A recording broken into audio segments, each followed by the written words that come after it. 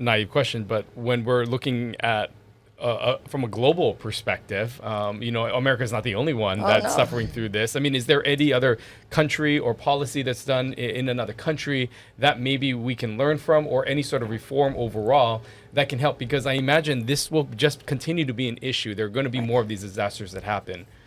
Is there a model somewhere that someone's doing something different and unique? Well, I think what we have to understand is our building codes need to reflect that we're a hurricane state.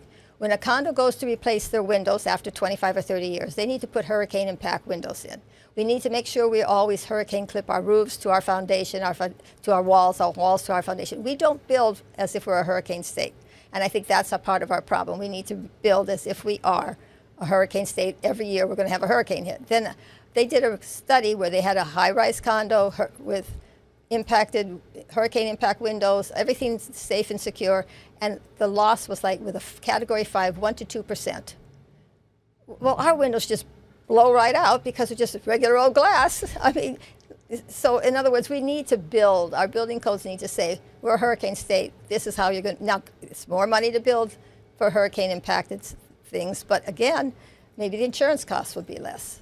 I know we focused a lot of our conversation on the condo market specifically, but I'm just curious about what you're hearing about individual homeowners and if you are seeing this trickle into that space as well. Individual homeowners are having a rate increases, but they're nowhere near as 200-300%. Their rates are going anywhere from like 20 to 70%, depending upon where they are and what the value is. The problem is we have a lot of single wall homes, and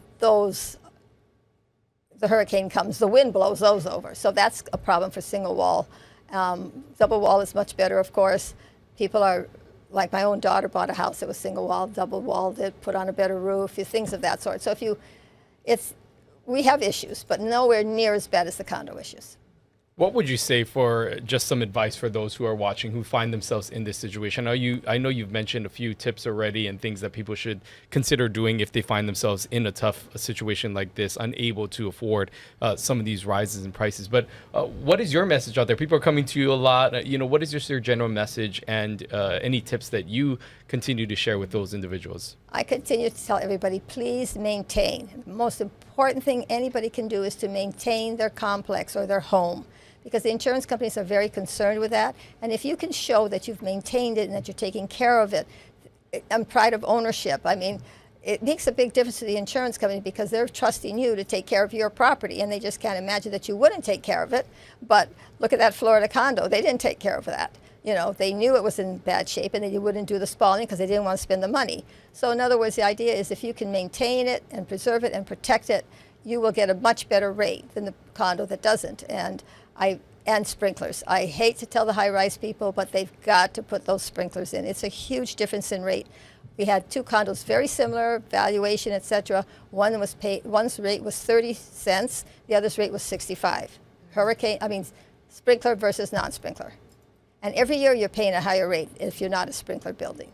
So even though it's expensive, even though you don't want to do it, even though your pipes are old, you put the two together, get it done, just bite the bullet and do it. What are you hearing from the carriers? Are there those who don't want to write